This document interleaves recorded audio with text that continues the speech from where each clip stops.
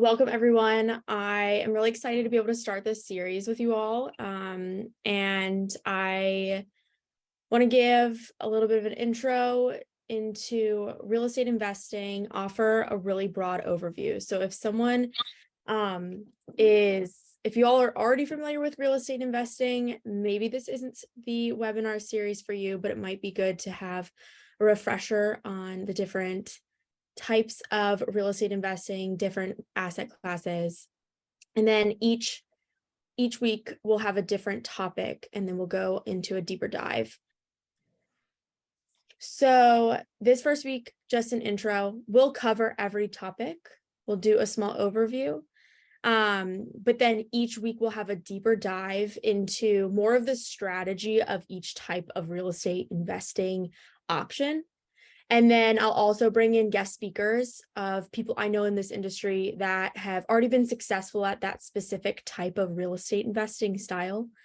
And then allow you guys to be able to ask questions and get your questions answered from actually verified, reputable people in the industry, and offer a safe space to be able to talk about it, because I feel like a lot of people on the internet post a lot of different things, a lot of different opinions. It's easy to find information. I want to offer a space for people to be able to ask people that have actually done this, that are normal people, that are not gurus, and be able to talk about what the difficulties are of each different style of investing, and then also what makes it good and what makes it easy, and how we can avoid some of the different bumps in the road that might occur depending on the different topic. All right, so then, so we have our intro. We'll talk about long-term rentals, multifamily, and some commercial, fix and flips, and Airbnbs and short-term rentals. So those are the different topics. So it's really 4 that we'll cover. And I kind of lumped some of them together because a lot of them have overlap, but that's for the most part. And then if you don't know who I am, my name's Caroline Ehler, and I'm a real estate agent in Virginia, but my real passion is real estate investing and teaching other people about how amazing it is and how powerful it is. And it's really empowering. And I like that there are a bunch of women on this call, because it's also important to me that more women get into this space, because I feel like it is male dominated, and at the same time, it's absolutely something that women are extremely equipped to be able to do. And I've seen it, that I just feel like we are awesome and have all of the capabilities to be able to do it. And then I also have, the way I've invested is through multifamily and commercial real estate.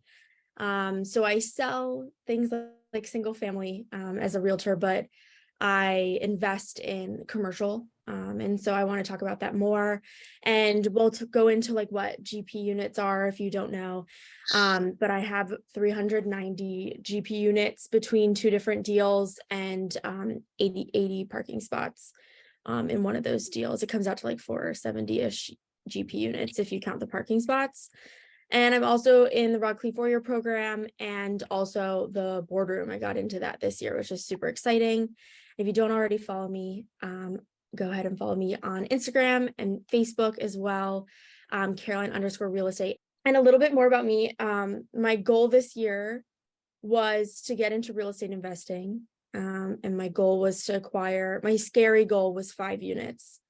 And now I've shocked myself with almost, 400 units, which is crazy. So if I could do it, anyone can do it, and you can totally scale it beyond what you could possibly imagine. So it's super exciting. Specifically for today, I want to talk more about what I want this webinar to look like, what the course might look like over the next couple of weeks. And like I said, we're going to touch on each of the different topics. I really wanted to, and then have Q&A at the end. So if you have any questions, you can write them down in the middle of it or just interrupt me. But I feel like by talking about every single type of investing, we might run into a bunch of questions. So I want to offer time at the end too. So real estate is such a cool asset class in terms of investing. I think that it is the safest investment out there. People that are in real estate, all of them say that, but I really have tried to do my research to make sure that I'm investing in a smart way. And I have most of my money in real estate. And I think that it's really, really a powerful tool. Real estate doesn't go away. And people are always moving, especially in and out of the US. People are always moving in my local area, in the DC metropolitan area. And it's something tangible with value attached to it. Even the dirt on the plot of land has value, whether or not there's a building on it. And I think that that's just inherently important, and the fact that it can appreciate is insane. There are so many different things with real estate that are amazing, but one of the things is that this country really honors investors and honors people that own real estate. And I think that there are a lot of historical implications there, but also, the way that the US government has set it up is that people that invest in real estate, people that provide housing for other people, are important. And so they offer things like tax breaks and cost segregation and all of these different strategies to use as someone that can provide shelter for other people. So it makes sense when you think of it like that. Why real estate is so important? Well, it's really because people need places to live. If people can't afford to live there, they have to, other people are the ones that buy that real estate and then offer the ability for other people to live in it or operate a business out of it or whatever it may be. So super cool. The other thing with this course is that real estate is sometimes tough because the barrier to entry is relatively low and anyone can get in. Anyone can make themselves look super famous on Instagram or become a guru in their area of expertise, but they may not actually be an investor. They may not have any money in a deal or anything like that. So I think real estate is also sometimes tricky to navigate because a lot of people can just get in. But the biggest thing is that getting into real estate investing specifically can have a higher barrier to entry because it can sometimes take a lot of capital up front to be able to purchase real estate, or a lot of capital up front to get into a deal or to buy the education or buy a mentorship or get access to the networking. And so that's what's sometimes difficult when you're trying to get into real estate investing. You don't know where to go. You don't exactly know where to start. And I've invested myself, and I've also been studying real estate investing for years now, to where I feel really comfortable speaking about it and really want to share what I've learned with everyone else.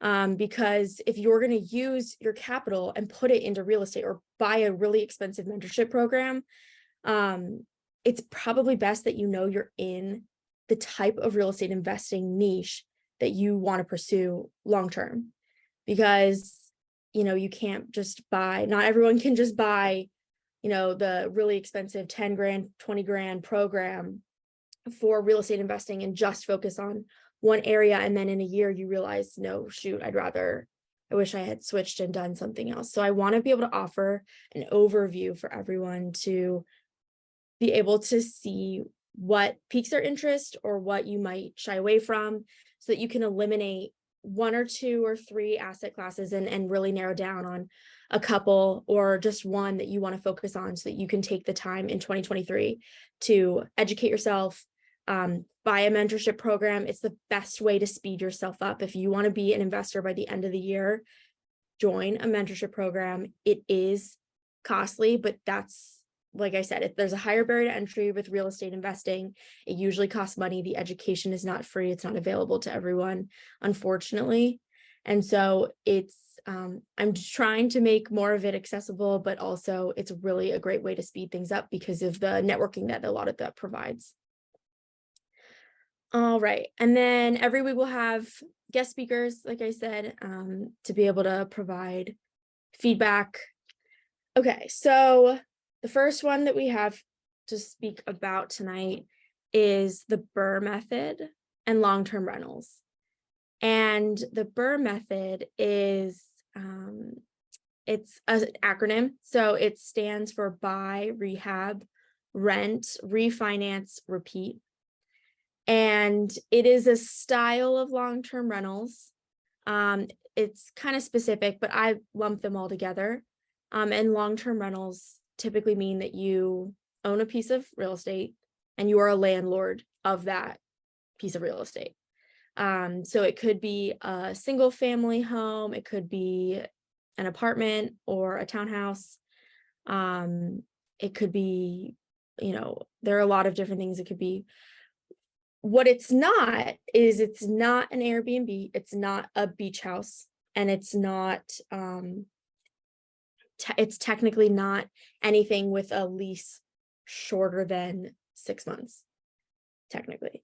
So that's what a long-term rental is anything with a lease that's longer than 6 months, usually. And so I want to talk more about strategy, and what the timeline might look like for each of the different asset classes here, and some pros and cons.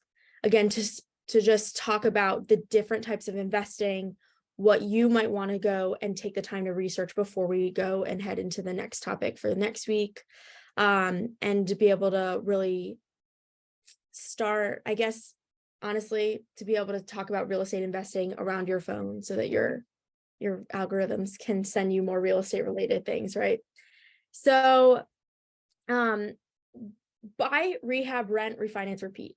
That process is extremely repeatable, not to say the word again, but what's nice is it's relatively sustainable. So maybe every 2 years, every 3 years, you were going to move anyway. What if you held on to that piece of real estate that you had purchased in your old town or wherever, and then turned it into a rental, and then you got to be the landlord of it? You can totally do that remotely. You can fix toilets remotely. You can take calls at 3 a.m. remotely. You just have your normal contractor that you use, and they handle all of the repairs that you might need. You can contact tenants. You can recruit tenants all remotely with a realtor or online, post on Zillow or whatever. So really, this is something that's totally capable of being remote.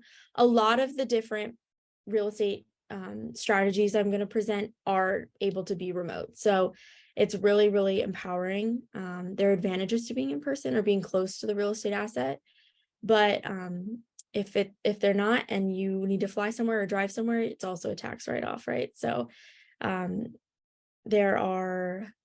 everything basically is able to be done virtually, which is super empowering. Another reason why real estate investing is really awesome.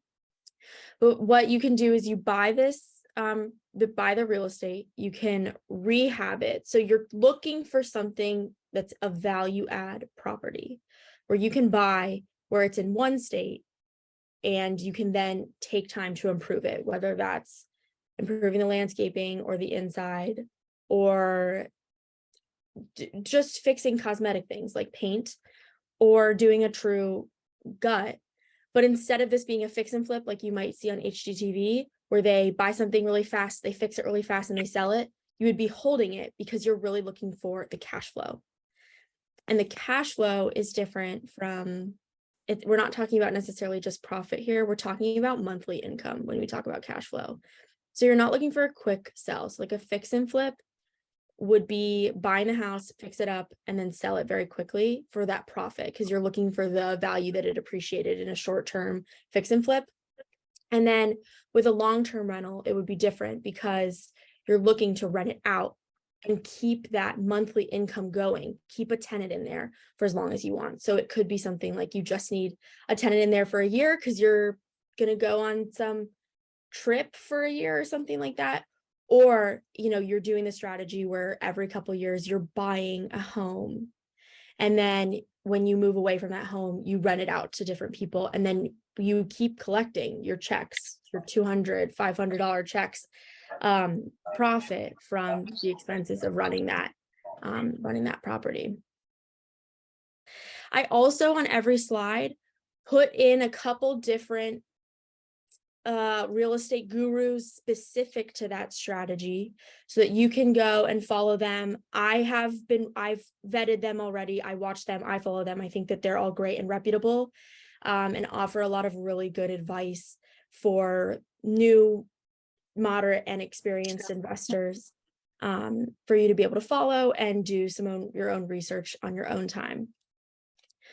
So another thing that falls under long-term rentals, in my opinion, is house hacking. So say you have a house, but you have the basement and you're able to rent that out. That could be something that you do for a long-term rental. Or another thing to look for are things called like a second dwelling on a plot. Those are called accessory dwelling units, or ADUs. And you should always look before you put something online or like to rent, before you list something, to make sure that you're allowed to do that in your city. But super helpful if you have a guest house and you're not using it, you know, that's just, you could turn that into an asset very quickly. Some pros, I think that this is a easier strategy to get started with. A lot of people already own real estate. Maybe you're going to move. Maybe you can keep that house if you can. Remember, a renter is going to be paying that mortgage payment. And if you can get a second mortgage for your other house, then it's really an empowering strategy. Maybe you have the ability to buy a second home, or use, you know, maybe you're renting now, but you're able to buy a home at the same time and use that that second home that you'd have to be able to use as a long-term rental. And this is super sustainable. So you could end up you could get a new long-term rental maybe every year, maybe every 3 years, every 5 years. But by the time you're looking to retire, you might be able to replace a good chunk of your monthly income off of it. I think that some of the cons are that it's lower on the cash flow end. The profit that, depending on your situation, maybe you're remote, so you need a property manager. Well, that property manager is going to take a chunk of your profit every month. So even if if your mortgage payment, if you don't have a low mortgage payment, you're probably not going to be making much money, because maybe you don't include utilities, but your mortgage payment is still $3,000. Maybe you can charge $3,500. You can't really charge more than that as a rent. For the rent, you're really only pocketing $500. You know, it's not a high cash flowing option unless you have really specific circumstances where you put a lot of money down to lower that payment, or you're in a really interesting area where the rent's really high, but then you bought this house a long time ago, so your mortgage payment's low, things like that. So there are lots of different things that you take to consider here, and different strategies toward specifically purchasing the house, purchasing the asset, that would really make a difference in terms of your monthly payments. That's really the strategy here. All right, we'll move on to compare it to short-term rentals. This is most typically considered Airbnbs, vacation rentals, beach houses, VRBO, things like that. And this is something that's less than 6 months, but typically less than 3 months legally is what a short-term rental would be. And a lot of different cities make it very clear what they consider a short-term rental and a mid-term rental or a long-term rental. Those are all very different. And those are very important distinctions to make when you are looking to buy or develop a short-term rental. A lot of different cities have regulations now because short-term rentals are popping up. They are definitely hurting the hospitality industry, but they're different HOAs might not let you have a short-term rental in their area, or a condo might not let you have a short-term rental in their building. Cities have different laws. Most of Miami is outlawed. You can't do short-term rentals anymore. But what you can often do would be considered a midterm rental. And a midterm rental is something that's longer than a month, or 3 months, or less than 6 months, is usually what a midterm rental would be considered. And those are different. Again, those are different classifications in terms of city regulation. And because Airbnbs have been so heavily banned, or at least restricted, I always advise it's really important that you do your due diligence. Your realtor probably won't do the best due diligence even. Make sure you're calling the condo place or calling the HOA or calling the city, reading the documentation to make sure that the area you're looking for is not about to ban everything. There's no crazy huge city hall meeting about to happen in a month before you open up your Airbnb, because every time when you are looking to start an Airbnb on a property that you own, you have to apply for a permit.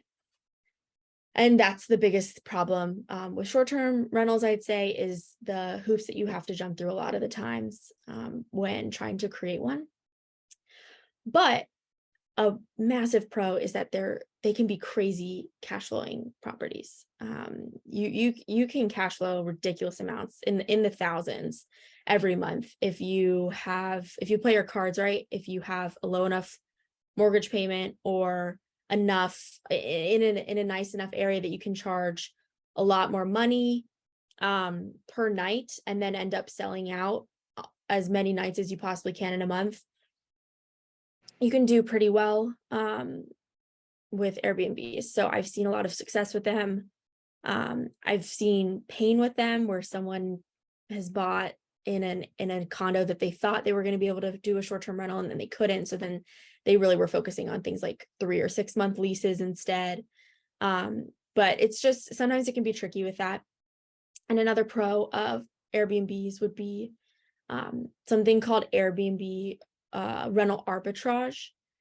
So that is a completely different strategy than most of the things we will be able to talk about, because it doesn't require any sort of purchase of a property. With rental arbitrage, you can essentially negotiate a contract with a landlord who owns the property and is looking to rent it out. They're looking for a tenant, but you come in, you are able to say, you know, I run this property business. We are looking at your property. Your property would be great for an Airbnb. Would you be willing to let us rent it, but then instead of living there, use it as an Airbnb? You got to find the right landlord for it. Not everyone's going to accept it, but usually you'll have some sort of profit share, usually like 10% of the profit. But like I said, if you're cash flowing something like $4,000, what's another $400 to give to the landlord? It's not really that big of a deal when you think of it that way. So Airbnbs come with cleaning fees, and you have to have your reliable cleaning service and are able to, but what's great is you can fully automate most of the process of checking people in, you know, digital locks, new codes. You can do all that remotely. You can hire virtual assistants to manage your Airbnbs. You can hire hosts to manage your Airbnbs. It can be a very hands-free business, but then there can also be a lot more problems that arise, or people might have a party or lots of little things that can also make it difficult. But again, this is a pretty high cash flowing asset class that I think really draws people in. And the fact that you don't necessarily have to buy the property in order to operate a business on it is usually pretty desirable to some people when they know that they're low on cash or don't have a large nest egg saved up. And then here again, those are some different Airbnb specific gurus that I follow on Instagram. All right, next up, multifamily, which has my heart and is where which is what I've been investing mainly in. My 2023 goal is to start an Airbnb, but 2022 was the year of multifamily for me. So multifamily is apartment buildings, essentially, if you're thinking about it. So you would be buying lots of units in one deal. You're not buying a single family home. You're not buying something like that. You're buying 20, 40, 200, 4,000 units at one time in one deal. With that, you can imagine there are way more complications, way more, you're dealing with bigger numbers. You're dealing with the SEC, you're dealing with in a different way. There are lots of different complications that can come up with it, but there are a lot of pros also. So multifamily, like I said, it's usually apartment buildings. It's apartment buildings, and then commercial properties are things like storage units or parking lots or RV, like RV facilities. Lots of different things fall under commercial, not just doctor's offices. That's what the bank would see. The bank considers these like commercial properties, and anything that has 4 units or less, it's considered residential real estate. Anything 5 units or more, so a duplex and a triplex and a fourplex are all residential real estate. So you can get residential loans for maybe your long-term rental for your duplexes, without being considered multifamily commercial, which can benefit you a lot, right? That can be, you can get better rates, you can get better loans, you can get more, Fannie Mae, Freddie Mac loans because of that specific asset class. But when you move into the commercial space with 5 units or more, your loans look different, or the way that you're purchasing that asset can vary a lot. So couple different things. There are lots of different vocab words that are, I would say, unfamiliar to people that are like, maybe you've purchased real estate already because you have a house. When you look at commercial real estate or multifamily, the game changes a lot. You are basically buying a business instead of just purchasing real estate. Because when you buy an apartment building or an entire RV facility or whatever it may be, you're going to have to have a property manager. You're going to have employees. You're going to have to show up a large down payment, and it is definitely different from just buying a house or a condo. And with that comes a lot of different vocabulary and a lot of different processes. A couple things I wanted to talk about were underwriting. So usually with a normal residential loan, when you go to the bank, the longest part of getting a loan at the bank is the underwriting, where they make sure that you have the money and can afford the loan that they're going to give you, and make sure that you're not going to default on your loan and that you're not risky. When you're buying commercial property, when you're buying multifamily, there isn't a bank that's going to underwrite the loan, like the deal for you, to ensure that it's a good deal. So you have to do it yourself. The bank's still going to do it. It's kind of like your taxes, right? Like the IRS knows how much you owe, but you have to calculate it anyway. That's what I would say multifamily and commercial typically have that process. So you have to underwrite the deal to make sure it's a profitable deal. If you buy at X amount, let's say the seller won't go down to your number, you have to buy higher. If that's the case, maybe it's not a good deal anymore for you. Maybe it's not going to cash flow what you need, and it's not going to be able to be a profitable business, because we're buying businesses here. We're not buying real estate. So it's a little bit different. Lots of new vocab. Underwriting. Syndication is a way of crowdfunding for a deal when they're this massive, because usually a small deal is like $2 million. So you're looking at things that are $80 million, $40 million, $200 million. I mean, it's insane. And so when you have prices tags that big, usually people crowdfund. Most people cannot afford to buy an apartment building by themselves. And so that's a pro, where you can pull in investors, you can buy together, and you can do that through either a joint venture, like you guys are all a little business and you run it together, or if you have investors who are going to provide money to your deal, but they're not necessarily going to like operate it, you can do that process called syndication. But all of these processes have a lot of like legal implications, and the SEC regulates it really heavily. And you have to hire lawyers when you're in this asset class. So it's definitely interesting, and would highly recommend going through education programs, conferences, things like that, to be able to break into this space, because that's what I did this year. It worked for me. It was crazy how interesting this asset classes. Again, it's like buying a business, not just real estate. So very interesting.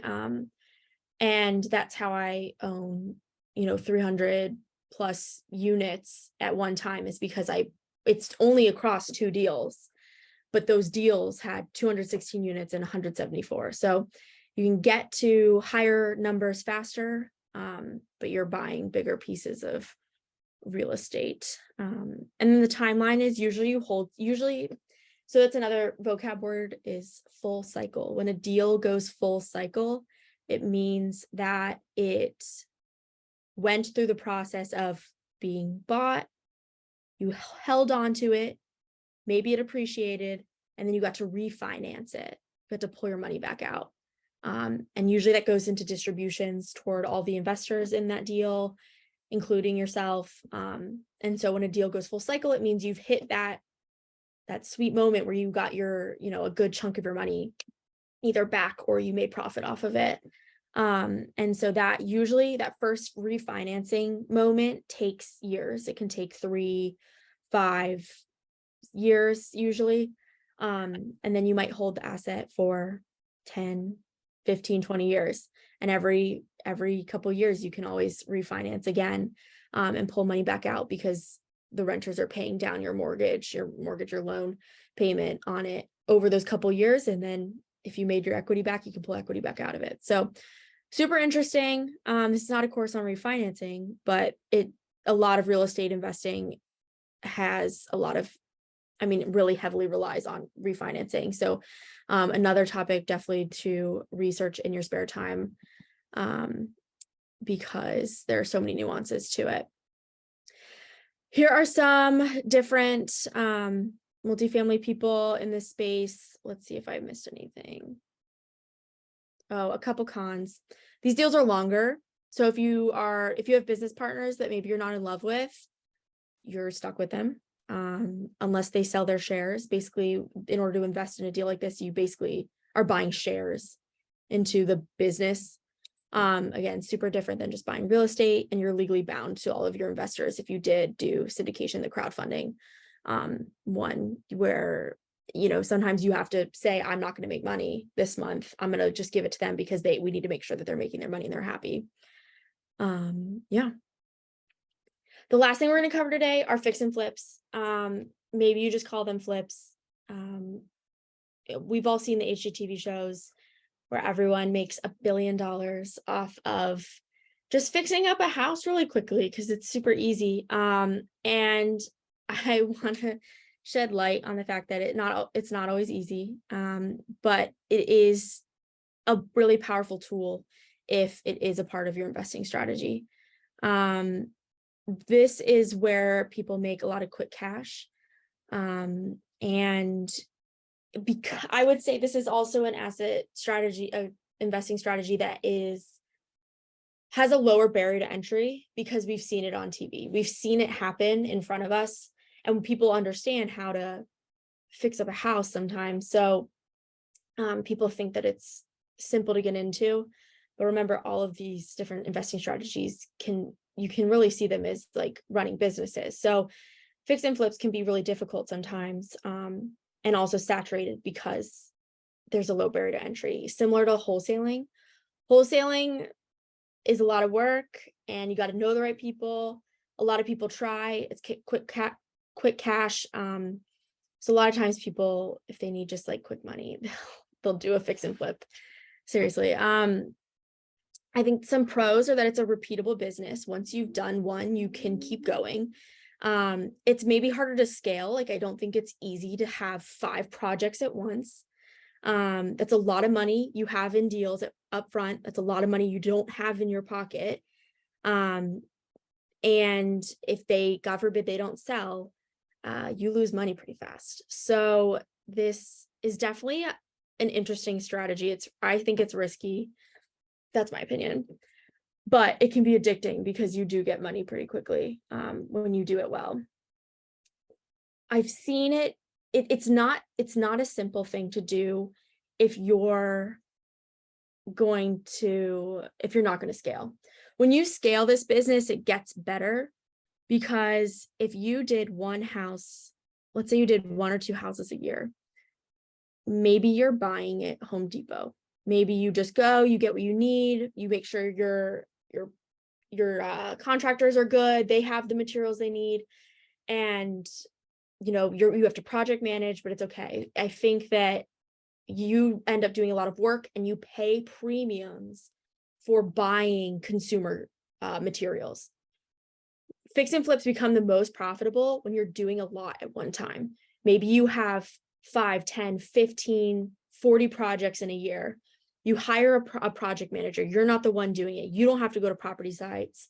You have relationships with contractors and vendors, and you're able to buy ridiculous amounts of lumber and ridiculous amounts of subway tiles at once, so that now you've been able to lower your costs, because the fix and flip game is all about making sure that your costs do not exceed the profit that you assume you're going to make. So fix and flips become profitable when you scale, because you can buy in bulk from vendors you might know really well because you've been working with them for multiple projects now. And that's really the best way to make the most money on these. Also really helpful to be your own realtor for fix and flips, because you save on closing costs when you sell the house. It's never free. I mean, it's usually free to use a realtor to buy a house, but not to sell. That's when you pay commission. But yeah, fix and flips are interesting. And you need a lot of cash up front, because you need to have the down payment into the house. You need to be able to pay for a couple months of worth of your mortgage. In Virginia, you can't sell a fix and flip. You cannot sell real estate you purchased faster than 3 months after the purchase. So that's something to consider. Again, read those regulations, work with a realtor that knows how to do investing, because they will know lots of these little rules, which can make or break your business plan, honestly. Because if you think you can get it flipped faster than 3 months, well, too bad, you're going to still have to pay that mortgage payment. So that can cut into your profits. And then God forbid a project ends up having to be demoed or something like that. Now you have to extend your whole project 3 months, and now you have 3 more months of expenses, contractors, and mortgage payments. So it's a lot, and it's really volatile, but again, you make a lot of money really fast. So I think people get addicted to it. You really have to have a good reputation. You have to know the right banks, the right realtors. You have to have a good credit score. You have to know wholesalers. You get to build relationships with industry people really quickly. So if you're in the industry already, or you already have a really good network built out, this is definitely a great strategy to look into, or try and support someone else that's already done fix and flips, and call on them and see if they need help, or see if they would recommend it, and listen to how they run their business and how their business plans are structured. I want to say really quickly what's not covered in this this webinar series. I'm not going to go over wholesaling. I'm not going to go over how to become a real estate agent, but I will have an event where I do talk about that. I'm not going to talk about markets or where you should invest. I'm going to try to avoid giving my opinion. I know I did. Sometimes it slips out, but I don't want, I want people to learn how to do this themselves. I don't want to be offering like a really specific path toward all of this, because I don't think there is a conventional path to take. I am not going to try to do any sort of personal consulting here. I think this is a course where you can really think about what you need and what you want out of real estate, but not necessarily something that I want to take our time for our Q&As to just personally consult every single specific scenario. I'd love to offer time with me one-on-one to do that, but not necessarily in the group setting.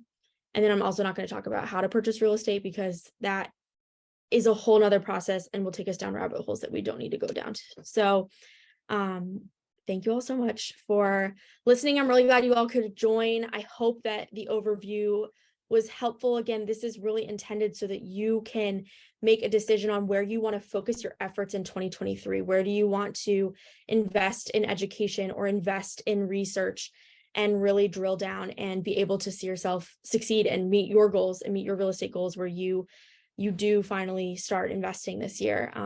So I really appreciate it. You can totally contact me at either of those emails or that phone number. You can call or text that phone number anytime. Follow me on Instagram, Caroline_real estate. Thank you so much.